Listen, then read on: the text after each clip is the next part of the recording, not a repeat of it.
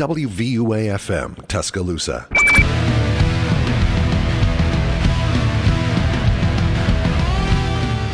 evening, folks. Welcome into the Student Section's College Football Wrap-Up here on 90.7 The Capstone, still an off-season edition. Today's January 29th, and we're live here from the University of Alabama on a rainy night in Tuscaloosa. As always, I'm Nicholas Pursley, joined tonight by Joe Schatz. How we doing? Pretty good. Kind of the rainy night sets the mood, I think, for the campus. We talked about it a little pre-show, and obviously we're not going to get into it, but Alabama's athletics, a little disappointment of a week, so maybe we'll bounce back. But still happy to be here, talk some college football. Got some interesting topics, so looking forward to getting into it. For sure, and as always, Adam Hambright. Yeah, I'm kind of in the same boat, kind of a depressing week here on campus with our sports, but I think there were just enough bright spots to kind of look forward to the future. But, this is football show, so we're not going to get into all those, but hopefully we get some better news from the football team too soon. Yeah. So before we kind of get started here, I've got a bunch of different things to just kind of shout out. First off, as much as it pains me as a Cowboys fan, the Eagles are headed to the Super Bowl. 4 Bama players, of course, Devonta Smith, Jalen Hurts, who is an Alabama graduate. Alabama claims him. He claims Alabama. He claims Alabama, and look, he led us to 2 national championship games, and then his third season, he stays as the backup, comes into the SEC championship to beat Georgia to send us back to the playoff. I mean, how much more Alabama can you get? Going to helping the team to 3 straight playoff appearances. Yeah, so I don't really think there's a debate there. No, I don't even think it's close.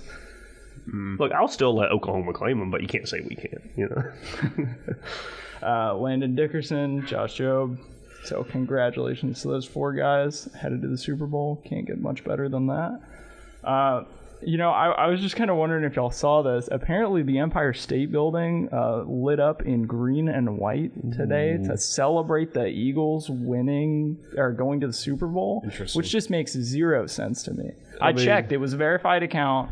It is the Empire State Building account. I mean, the only thing I could kind of compare that to would be, when all the smaller SEC schools, cheer for, Alabama or Georgia when they do something big. But, that's the NFL. That's one of your biggest rivals, especially, I know there's 2 teams out there, but the Giants and the Eagles, it's a huge rivalry. I don't understand how you let that happen. Yeah, somebody said they had, Jets colors ready to go that they've never used, and they just wanted to use them. Okay, maybe. Yeah.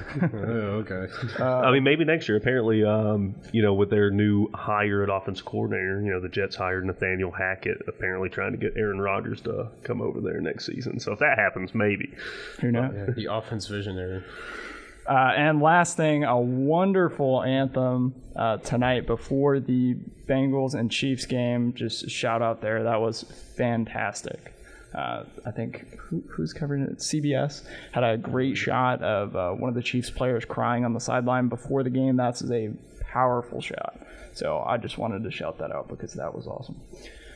So first segment here, a celebration, if you will, in Tuscaloosa in recent times. Bill O'Brien is officially out as the Alabama offensive coordinator. Interviewed and headed to be the Patriots offensive coordinator. He gets to coach Mac Jones. So how do we feel about Bill O'Brien finally being gone from Alabama?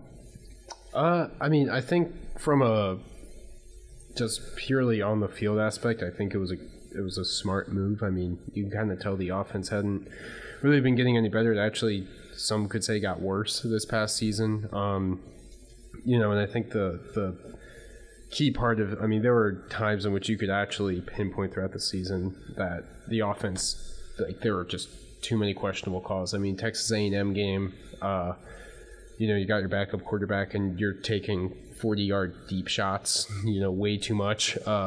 You're at Tennessee, potentially the last drive of the game, and you decide to throw it 3 times, and kicker misses a kick. Tennessee goes down and scores and wins the game. There are probably countless other times that somebody or a lot of people just shrugged and moaned about Bill O'Brien's play calling. So I think it was a good move for Alabama, and to be honest, it was probably a good move for O'Brien too, just to get back into the NFL. But on the Alabama side of it, I don't hear too many complaints. So I think it was a smart move, and kind of sets maybe Saban trying to reestablish that standard again. Yeah, I mean, with Bill O'Brien as offense coordinator, like we still had, decent offense, and some could even say, above average offense. He was still averaging, close to 400, maybe 500 yards a game, but it wasn't the same. And I don't know if it was just the plays that were called, or like maybe the plays would work if they were just in like a different order, if he wasn't so predictable, especially with how we had been used to seeing the offense run, going back, Lane Kiffin, Steve Sarkisian, even Mike Loxley, like those offenses, seemed less predictable than how this one was. And some could argue that even though the offense still put up numbers, it was more of the talent, being better than what they were given, So I'm glad he's gone. I hope he does great in New England. I hope Mac Jones has a good career with him. But we, as the University of Alabama and our football team, we needed to step in a different direction with our offense. Yeah, we definitely need to refresh. I mean, for me, it's just a lack of creativity in the play calling. Extremely predictable, like you said, Adam. So for me, I mean, of course, I think this is the right decision. I think almost every single person in Tuscaloosa would agree with Bill O'Brien being gone. But, hopefully he does great things with Mac Jones and the Patriots. This will be the third offensive coordinator in 5 seasons for Alabama. But, the Alabama job's kind of become a pathway to getting, a head coaching position, going back to coaching the NFL. Lane Kiffin, Sark, 2 great examples, obviously. But I'll ask, what do we want to see most from a new offensive coordinator of, the potential guys? We have a list of candidates that we're going to run down here in a minute, but, what would we want to see from a new offensive coordinator? What needs to change for Alabama to get back in the winner's circle, I guess? I mean, I think it just starts with, to be honest, just not a pro guy. I mean, somebody who's not an NFL. I mean, we saw... we've seen guys go from college to the NFL, and a couple guys have come, the opposite way that have worked out. But, I mean, Bill O'Brien, you could clearly see that he wasn't running an offense that was going to necessarily do well in college. I mean, he was taking, he wasn't, like we were talking about, he was a little predictable. It was a little, like he knew that, or he assumed he had a certain level of talent, which is kind of what you can do in the NFL, but you can't necessarily do that in college, especially if you don't have the talent, especially at like a position like receiver.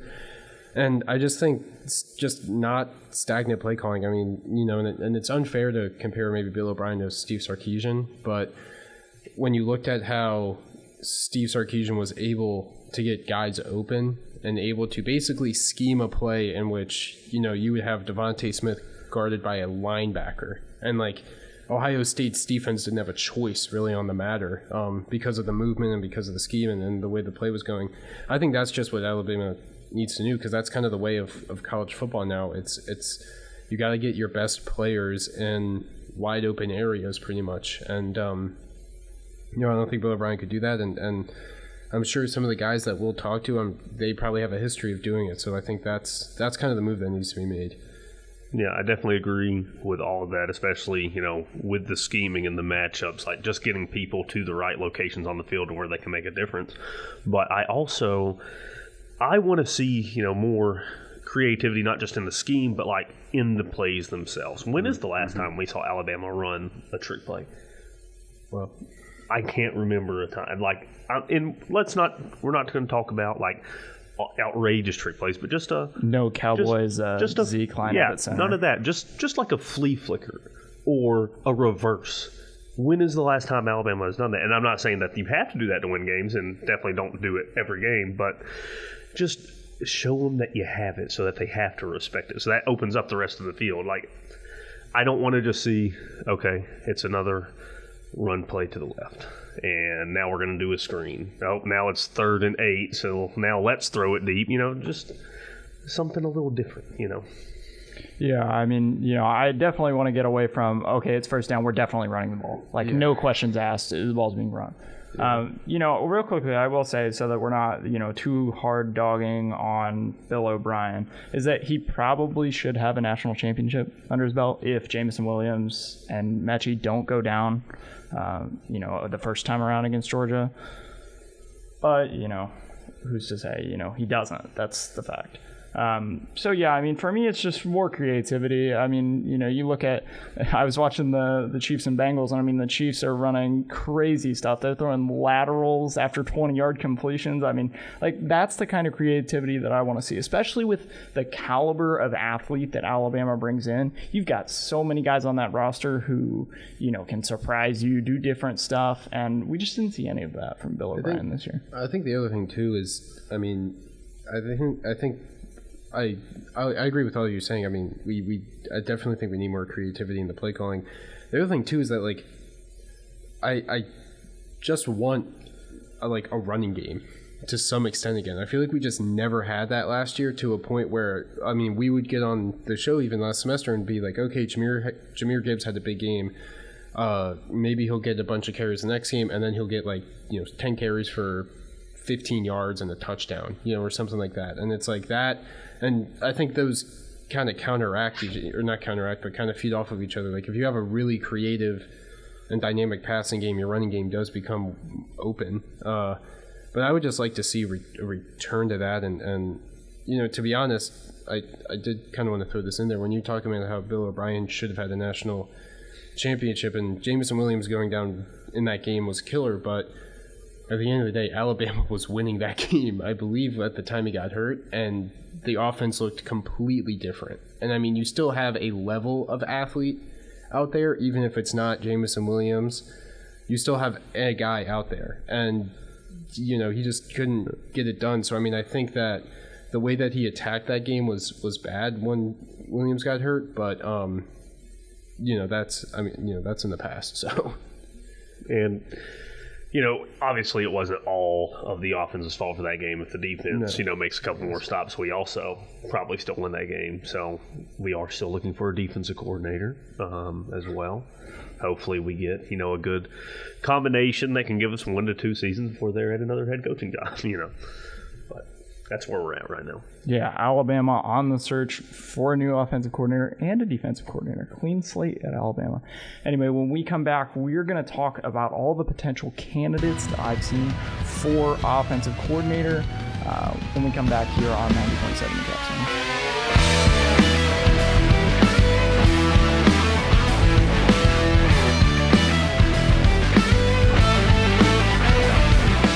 WVUA-FM, Tuscaloosa.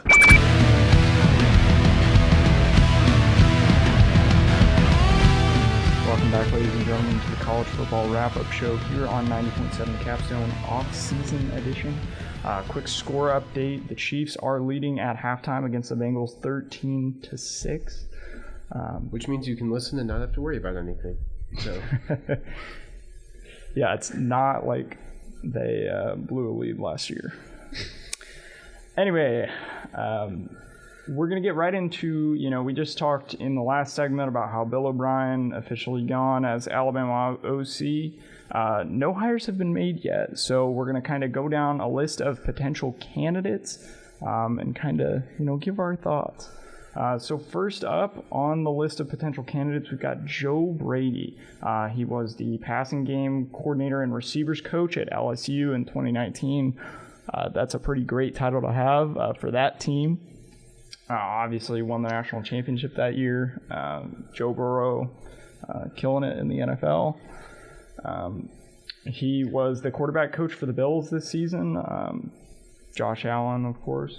And he's relatively young, only 33 years old, so one of the younger candidates on this list, I do believe. So just kind of, we'll go around the table. How would you feel about Joe Brady being the potential offensive coordinator at Alabama next season? I wouldn't hate it at all. I think it would actually be a pretty good move for both sides, obviously. He would kind of step up from maybe quarterbacks coach to being a little bigger overall, probably getting paid a little more as Alabama OC. But I would like it. Had a lot of success at LSU, kind of flipped that whole team around from the 2018 to 2019. So, I would be I wouldn't say thrilled, but I would be happy with hire. So this is a guy. This is my number one for the job right now. I have heard, and I don't know if they've hired anybody yet. I did hear that Oregon was also looking at Joe Brady to take their offense coordinator position. I don't know if they actually hired somebody yet, but I want him, just seeing how good that offense went from 2018 to 2019 at LSU, that's all I really needed to see. And then, he goes to the NFL. He hasn't had the best success in the NFL, and now he's the quarterback's coach of the Bills. And, you don't really have to do a whole lot to make Josh Allen look good. But I think coming back to college, being at Alabama where they're going to get the talent, or on the offensive side, to for you to show yourself as an offense coordinator that can be a head coach someday, maybe. But, if we're talking about creativity in the passing game, this is the perfect guy for the job, and he's my number one pick right now. Yeah, so I think I would be for this one. One thing that I will say is that being the quarterback coach for the Bills this season, not necessarily a great thing. Josh Allen throws 17 picks this year, tied for the league lead in interceptions, and they got destroyed by the Bengals at home. But, like I said, I don't know. Obviously he has college experience, possibly the best college experience you can ask for, leading that group of receivers and Joe Burrow at LSU. So, if he could recreate some of that at Alabama, I think that would be great option. Yeah, I just wanted to throw in there for Brady. I think another good thing was, he knows the SEC. I mean, as offensive coordinator, you're going to be recruiting guys to come to the school. So if a guy who knows the SEC knows, he knows Alabama pretty well, playing them a couple times. So, I think that would also be a great move too. Just bringing a guy that knows the conference, knows the prestige of it. Yeah, and imagine being able to tell a kid coming on a recruiting visit, I made Joe Burrow who he is. Yeah. So. And just one quick thing, he's only had one, other than when he was a grad assistant. So he was a linebackers coach at William & Mary, 2013 and 14, Penn State grad assistant, 2015 to 2016, New Orleans Saints offensive assistant, 2017 to 2018.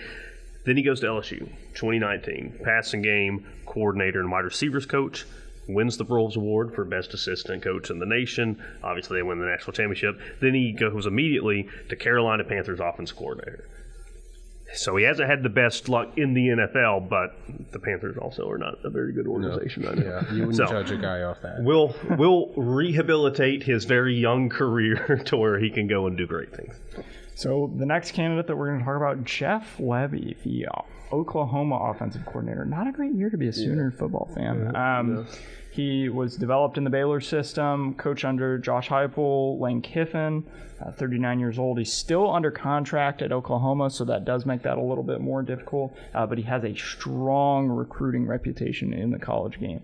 So how would we feel about Jeff Lebby being the Alabama offensive coordinator? I mean, I think obviously coming from Oklahoma as a coach doesn't sound great, but offensively, Oklahoma was not that bad. I mean, they were 13th in the nation in yards per game, 10th in rushing yards, and 42nd in passing yards. Put up around 33 points a game.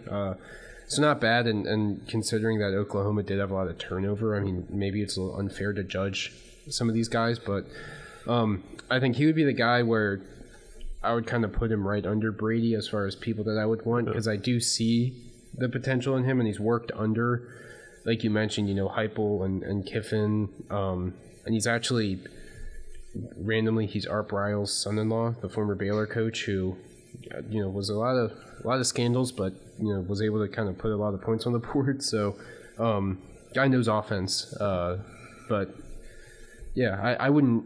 He would be another guy I wouldn't necessarily be upset with it, but I guess maybe Brady would be somebody I'd rather get. But yeah. That's just me. Definitely, I'd be okay with the hire. I don't think it's really going to blow me away we got Jeff Lebby, But he did graduate from Oklahoma. That's where he went to school. So it might be a little bit harder to get him to leave his alma mater. But if somehow we did get him, I wouldn't be opposed. But he's definitely not the person that I want for the job. Yeah, I wouldn't say that Jeff Levy is like the guy I really want. Obviously, I think he has a ton of experience. I don't love the fact that he's still under contract, so you're probably looking at Alabama having to buy him out from Oklahoma. I just don't really love this one for Alabama. I could see it happening. It's probably like the second most likely one. I still think Brady is the most likely, but, I'm not opposed to this one. Next up, we've got Derek Dooley. He's the in-house candidate for the job. He was an analyst for Alabama this past season. He's obviously a Saban product with NFL experience. So how would we feel about Dooley being the offensive coordinator? Yeah, I mean, I think the biggest thing with Dooley is just, like, at least I don't know, and maybe one of you guys can correct me, but I really don't know how much influence he had, like, on this team. I know he was an analyst, and I know he was kind of an in-house guy, and he has experience. I'm not saying he lacks the experience, but, I mean, I just don't know a ton about him as, like, a coach, because I don't necessarily know what he's kind of doing hands-on with practice and play calling and stuff, but I think it wouldn't necessarily be a bad hire from the outside. I mean, he's been with Nick Saban a couple times, I believe. I believe he was on LSU. LSU and I think Miami. Yeah.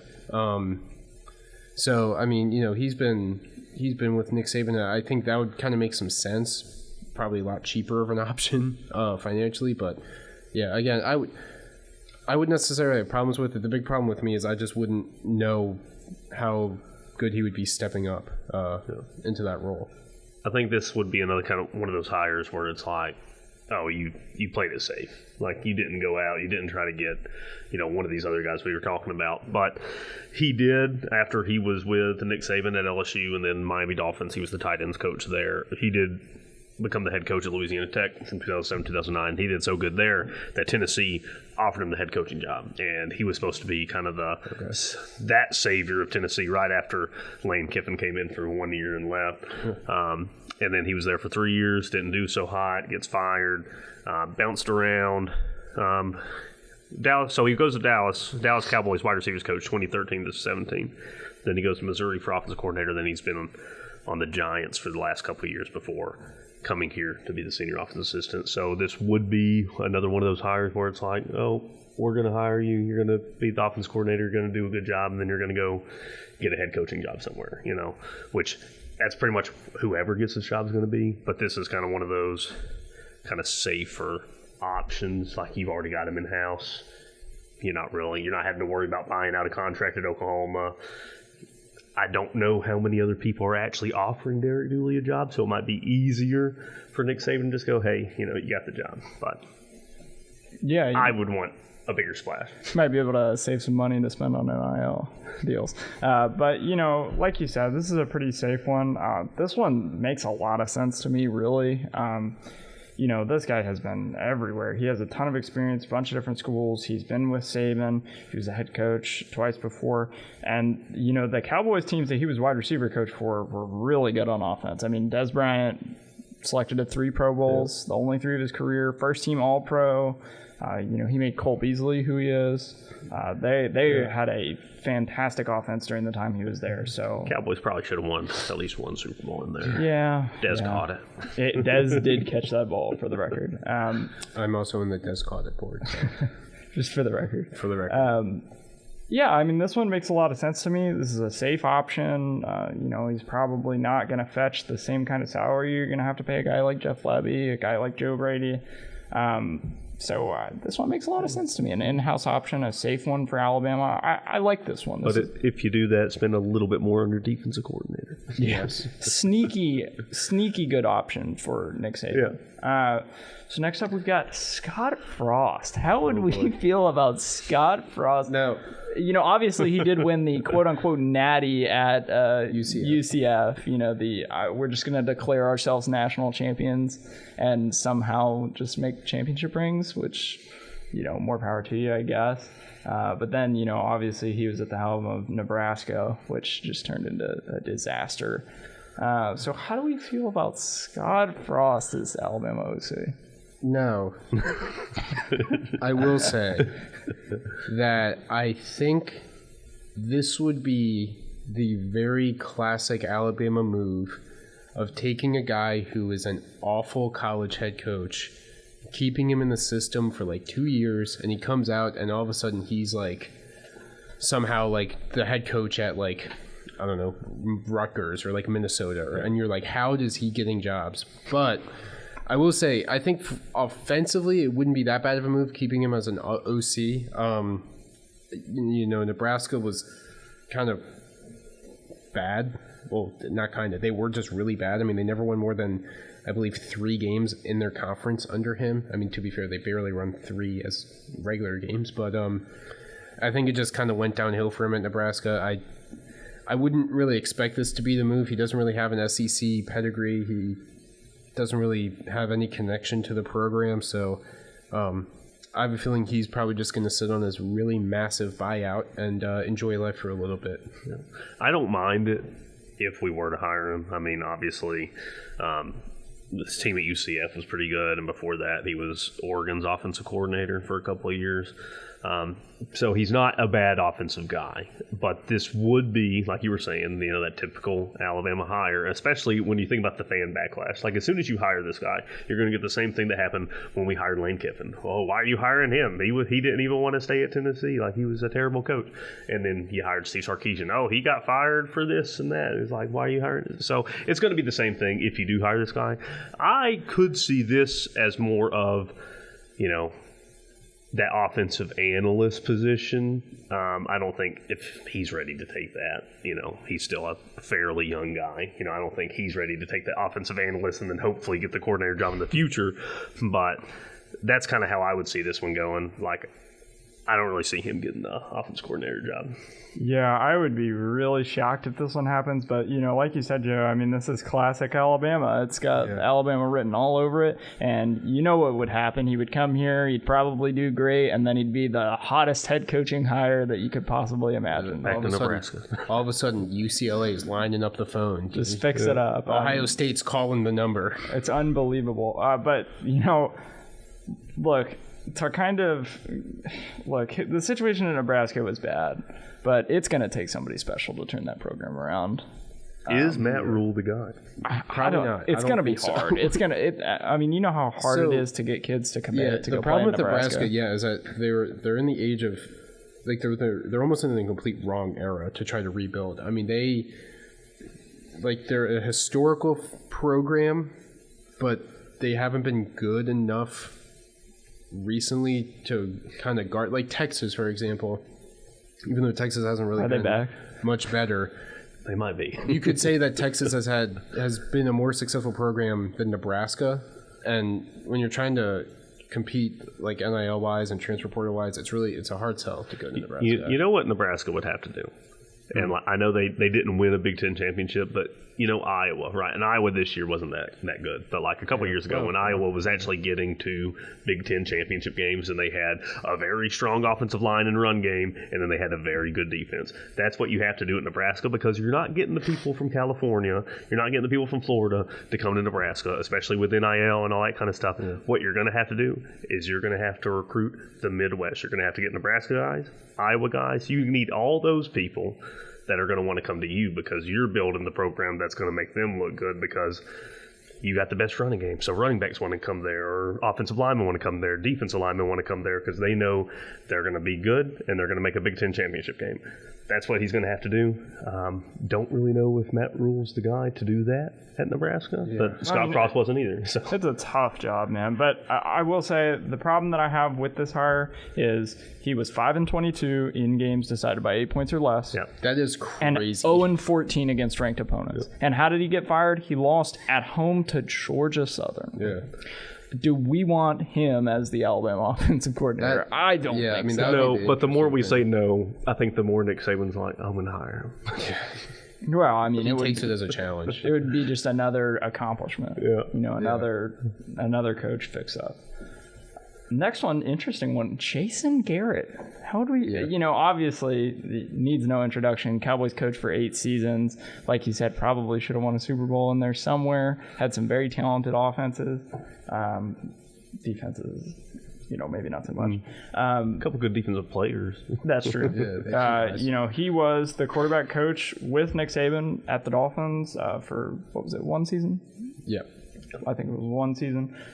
He has no college experience. And obviously he had that one little stint as the Giants offensive coordinator, and that was an absolute disaster. So I'd say that's probably the biggest hit on his resume. But how would we feel about Jason Garrett being the OC at Alabama? Yeah, I mean, Nick, you could probably speak more about him than maybe me and Adam can, but I mean, I don't really feel like this would... To be honest, I don't know how much of a step up this would be from Bill O'Brien. Like, I don't think Garrett would be like this exciting, crazy, good schemer offensively. All of a sudden we got guys getting wide open and we're running those kind of creative plays. So I feel like this is probably the least likely one that's going to happen. Well, actually, I think there's a name we're going to name later that I think is the least, but I think Garrett's right next to that guy. And yeah, I just don't see this happening. I mean, no collegiate experience. He was the head coach at the Cowboys for probably too long.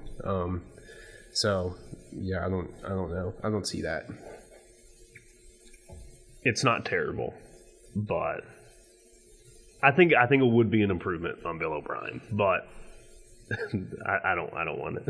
I don't want this hire. This is the one where I'm just looking at it just like Bill O'Brien, like when we hired him, at least he had like some collegiate experience. He was a head coach at Penn State for a little bit, but this guy, he doesn't know college at all. And I mean, I guess you don't really have to know college to be a good offensive coordinator, but I just don't think right now that's the move. He can clap. He can clap real well on the sidelines, but... The Sickos committee in me wants this more than anything, because I just think this would be hilarious. Just as a Cowboys fan, I just think it would be hilarious for Jason Garrett to be the offensive coordinator at Alabama. The Alabama fan in me maybe not so much doesn't want this. Look, like I've said, I mean, this is a guy that won 2 postseason games as a head coach. Obviously Dez caught that ball, but I mean, I don't think the offense was ever really the problem when he was the head coach there. So offensively, it's not terrible, but I just can't talk myself into being like, oh yeah, Jason Garrett's our offensive coordinator. I mean, I think he would do better than a lot of people would give him credit for, because I mean that Giants year was pretty tough. I don't think Daniel Jones is really that good, in my opinion. But I mean, I could see it. It's not my favorite name on this list, but it would be interesting. That is for sure. But, like you said, it could turn into another Bill O'Brien situation fast. So we've got Cliff Kingsbury. This is an interesting one. Recently back from Thailand. Is he back? He is back. Oh, he's got the job then. Yeah. Yeah. So. Nick Saban probably left 500 messages on his phone. Yeah. I think I would like this one. Maybe I would probably put him right between the Joe Brady and Jeff Levy one. I think Kingsbury, obviously really good offensive guy. Really struggled at Arizona. His teams were actually historic for being really good for the first 5 weeks and stinking the last 12. But yeah, I think he was a good offensive mind at Texas Tech. Obviously, he was Patrick Mahomes' coach.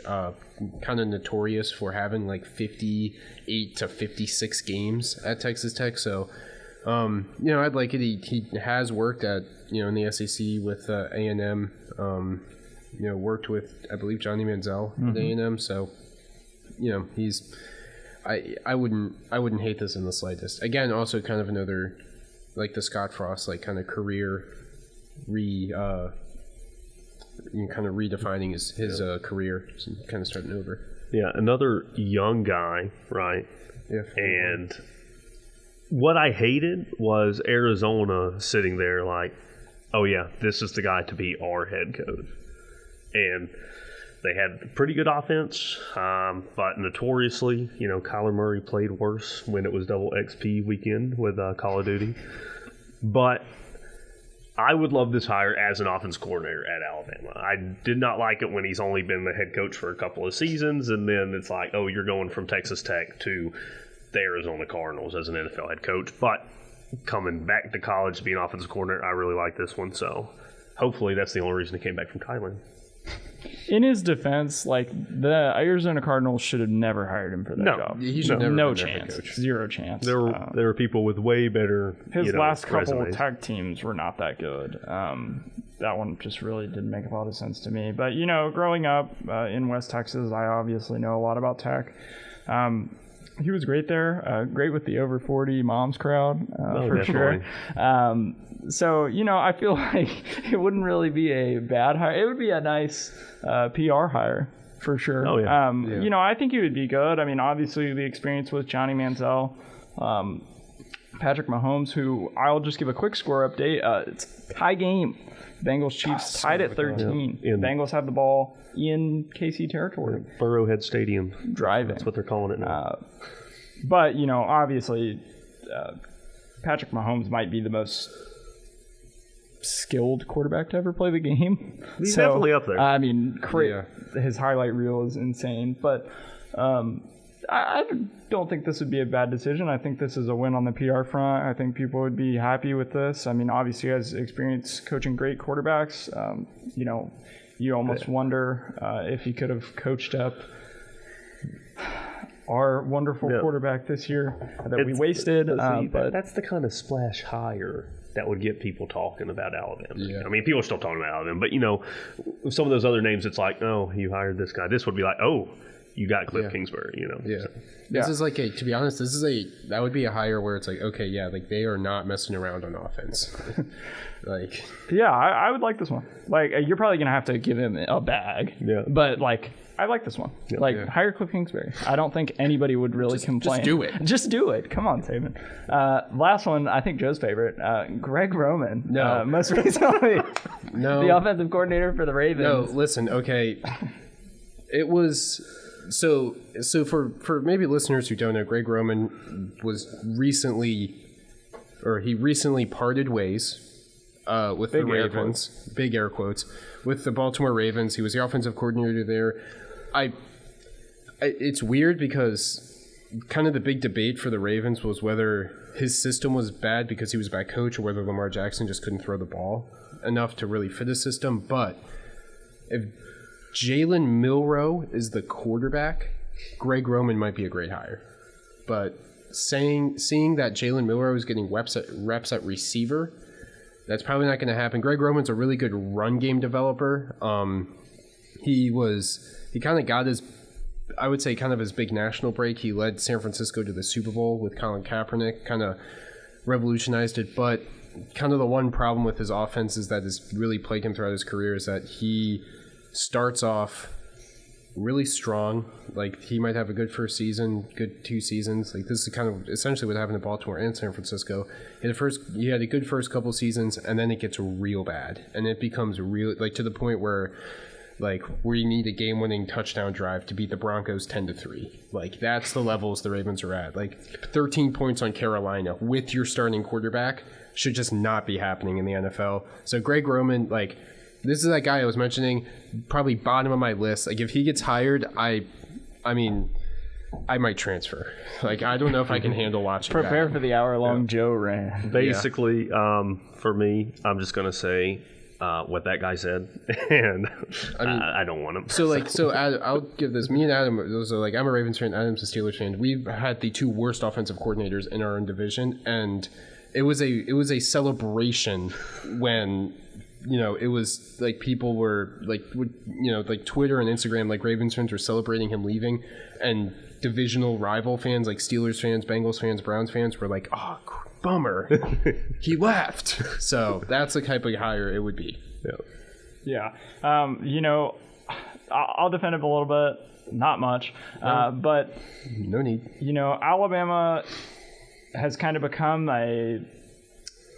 a leap pad, if you will, for another job. So, you said he's only good for 1 or 2 years. Maybe we could get a good 1 or 2 years out of him. Yeah. And I also think it comes down to, okay, Nick Saban, who is going to be the quarterback next year? If it's going to be Jalen Milroe, this might be a good choice. Yeah. If it's not going to be Jalen Milroe or a Paul similar Tyson quarterback, or a freshman coming in. no. Yeah, no, I mean, like, if you want to throw the football, you should not hire Greg Roman. Like, you should not. I mean, if you want, like, to be honest, and this is why he's actually, like, there are rumors that he might become the Navy head coach because he does not throw the ball well. He does not develop a passing game. Like, he was looked at Stanford. Stanford were interested in him because they love to establish the run. Navy's looking at him now because they never pass. So, to be honest, I don't think this would make any sense trying to compete with, like, the Tennessees, Texases, those guys. I don't know why I said Texas, but Ohio States, those guys. So before, because I know that was the last guy you had on your list. So I have a guy right here that nobody's talking about. And I don't think it would be the best hire. But if we're talking about traditional Nick Saban hiring somebody you don't think he's going to hire to rehabilitate his career, this is your guy right here. His last head coaching job was 2006. Oh. And never mind. So he hasn't been a head coach in a while, but he's bounced around the NFL. He's actually only had one college job that he was fired from. He was kind of hired out of desperation to that job as well. And since then, he's been a fairly decent NFL assistant coach. Jacksonville Jaguars quarterbacks coach for a couple of years. Carolina Panthers quarterbacks coach right after they got Cam Newton. Oh, no. Carolina Panthers offensive coordinator for a couple of good years. New York Giants offensive coordinator 2018-19. Broncos quarterbacks coach for a year. And he is currently the Buffalo Bills senior offensive assistant. Joe is not having this, by the way. I'm just letting everyone at home know. Say it. Bring him home. Mike Shula. Bring him home. Nick Saban. He was fired for Nick Saban to get the job. Nick Saban brings him back to rehabilitate him into a head coach. I don't think Mike Shula would take that. Come on, it's his alma mater. No, I know, but I feel like he would just think of himself too high. No, the boosters wouldn't have him back, but I think Shula would take it if he was offered the job.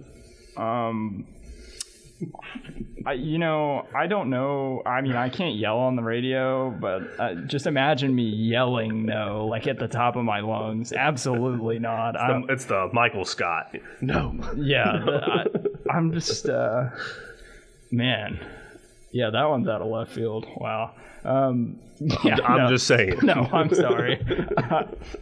I can't get behind Bring him that. home. Round circle. Yeah, where was he this year? Senior offensive assistant for the Buffalo Bills. How did that one go? I mean, the year? offense was good until, Josh Allen decided to throw it to the other team.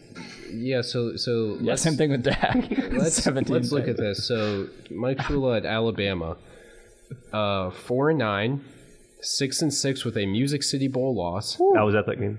10-2. He won the Cotton Bowl his third year, then 6-7, and he didn't finish out the year because famously Joe Kynes had to stop the inside track. Here's in the Independence Bowl. Here's the first thing. You know how you're talking about people that shouldn't have been hired in the first place? He shouldn't have had that job. Mike Price gets fired because he went to a strip club or had hookers or whichever one it was. But Say that? Go for it. I mean, that's why he was fired. And Mike Shula was then hired. They brought him in. And he came in right at the end of our probation and scholarship reductions. His second year, we go to a bowl game. We lost to Minnesota. Ben Jarvis Green Ellis was a running back for Minnesota. He went on to have, a pretty good, also Lawrence Maroney.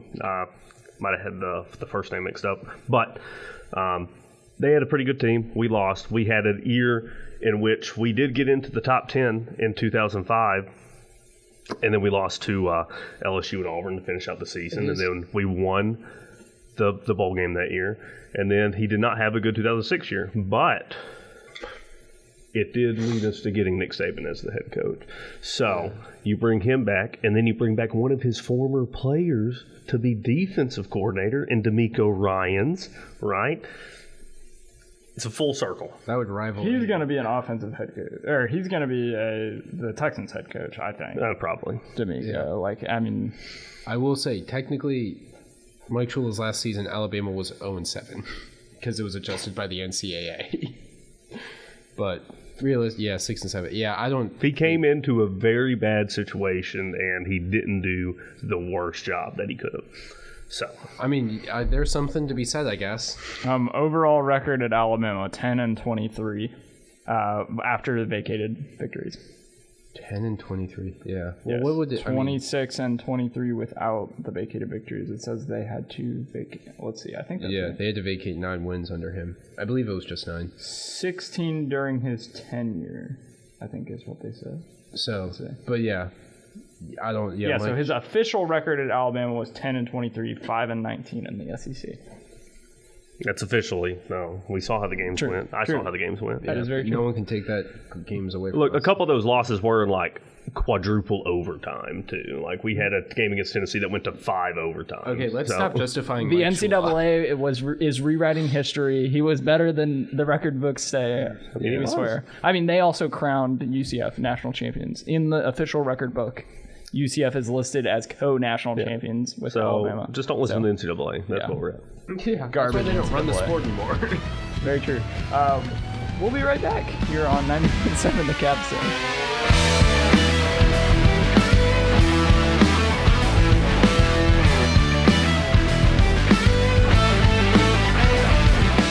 WVUA-FM, Tuscaloosa.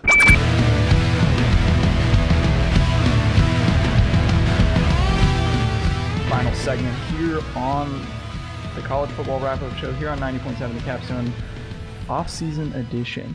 And now we get to talk about ESPN's favorite topic, Deion Sanders at Colorado. We're going to kind of talk about what he's done so far. Season hasn't even started yet, and he's probably the most talked about thing in college football right now. And we're going to look at their schedule for next season and predict how bad it could go.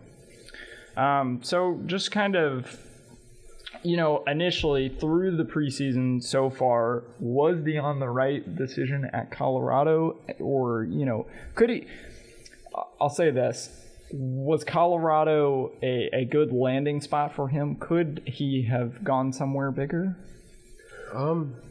Sorry, I didn't. I'll start off. I guess. I mean, I think it was good for Colorado. It was a great hire for Colorado. I mean, they just like the publicity they're going to get, the amount of player that they can now attract. I am interested just kind of see how it works because he is making a really, really big jump. I mean, he's going from Jackson State where he was essentially able to kind of like control all the talent into his team, and he would just go out and play a bunch of teams that were just not really on the same level. So he won a lot. Not that that's necessarily a bad thing, but he won a lot there. But going from that to playing like, at least his first year or two, he's going to be playing like Oregon, USC, UCLA, Utah. Oregon State's kind of on the rise. So it's a hard job because Colorado is, where they were at least last season, probably the worst Power 5 team. But I think if anybody can bring swagger to Colorado, it would be Deion Sanders. Yeah. So Deion to Colorado. I like the move. Obviously, Colorado, great move by them. Deion, I think it's a good move. Obviously, everybody's talking about him. Everybody's going to be talking about him no matter where he went, even if you stay at Jackson State. I don't think this is his final head coaching job because I think he's going to do well here, and I think that he still wants one job, which I think he's wanted since the beginning, but he's never got, which is Florida State. And that's a job I think he wants to go back to where he actually played at. Don't know how well that's going to go now that Florida State looks to be, a decent program again. They got up, I think, almost to the top 10 this past season, a 10-win season and everything. If you had asked me a couple of years ago how I thought he would do in his first year there, I'd be like, no, you have to give the coach a couple of seasons. But we just saw what TCU did with a first-year head coach and a bunch of transfers coming in. They made a national championship. Not saying it's going to happen here, but you already see all the talent that's transferred in and then how much their recruiting has changed since he got there. I think they could be the surprise team. Not saying that they'll win the conference and be in a championship game, but I think a couple of people, national media, have talked about it. Year 2 is probably the year you're looking at him maybe competing for the Pac-12 championship.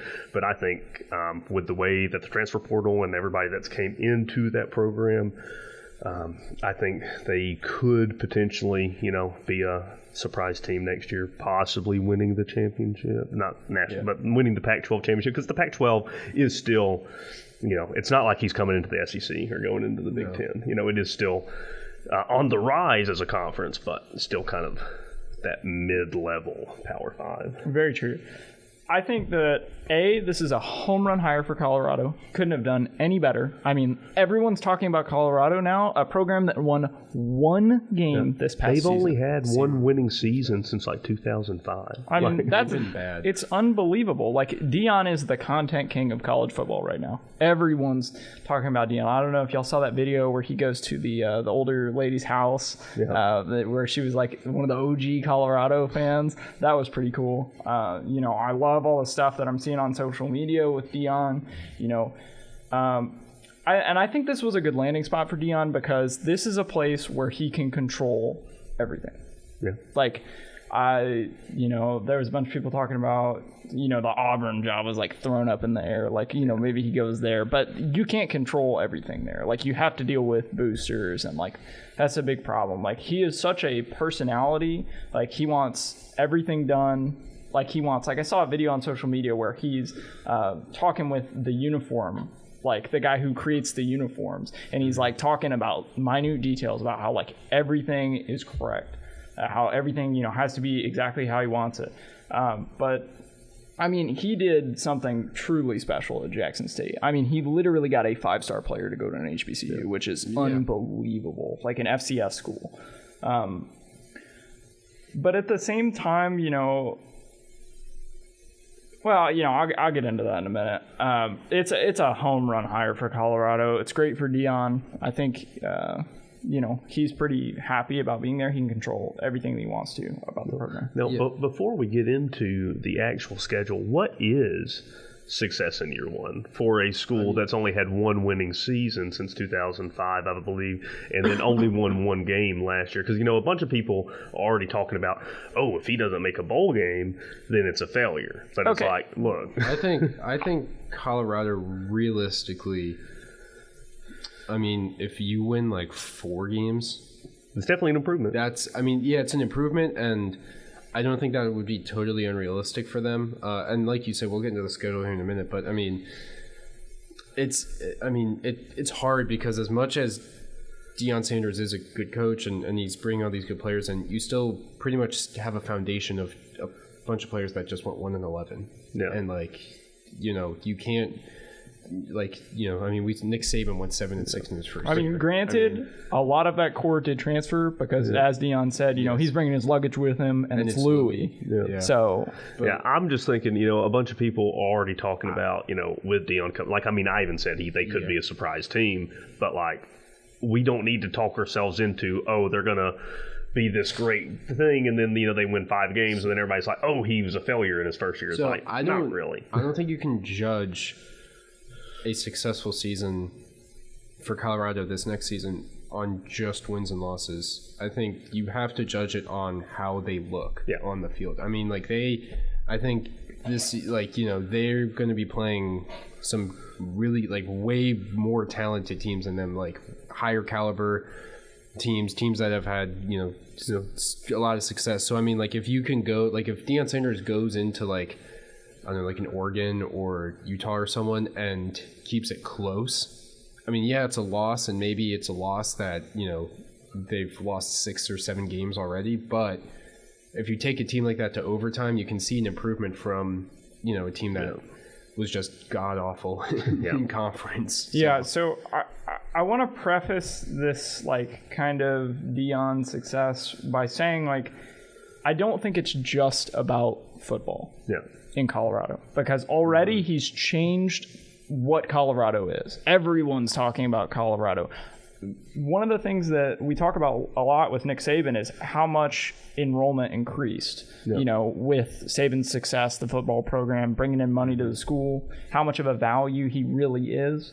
And I think Deion's kind of doing the same thing for Colorado. I think people know more about Colorado now. They're more willing to say, "Oh yeah, I'll go to Colorado. That'd be a cool." I mean, place if you've actually ever been there, or even just seen like what the campus and everything looks like it is really nice. Like you would want to go there if you visited there, but a bunch of people don't visit there because it's Colorado. Right. They're not leaving their hometown. But I mean, we have a lot of out-of-state people come to Tuscaloosa, Alabama now. So, but I mean, like, it's hard to understate like how different this challenge is compared to Jackson State. Yeah. Like, he went to Jackson State, like he changed the whole atmosphere around HBCUs, and he should be commended for that. He changed the conference. I mean, he's paying for players' meals out of his own pockets. Yeah. I mean, he's paying for brand new uniforms. Yeah. I mean, HBCUs didn't even have their players' names on the back of the jerseys before Deion. You kind of talked about it a little bit, but we didn't really know all of what Deion was doing down there, right off the bat. And now you see what happened with the Ed Reed situation, where it's like, yeah, I mean, that whole situation makes Deion look like the greatest coach ever. But, obviously we talked about it, like taking a 5-star to HBCU is crazy. But I will say, like, this is gonna be a tough transition. I mean, like, granted, you're playing in the SWAC, not like. He's bringing all the talent that would have gone to these other HBCUs. Yeah. Everybody wants to go to Jackson State. He was 27-6 his entire record. But I will, like, just so everyone knows, Jackson State does not play in the FCS playoffs because HBCUs, they play in the Celebration Bowl, which Jackson State did lose both of them. But it seems that they really should have beat. Yeah, exactly. I mean, if you have a 5-star and you're losing in the Celebration Bowl to another HBCU, to a team I think that went 6-6. That's tough. But anyway, but granted, where were those Celebration Bowls played?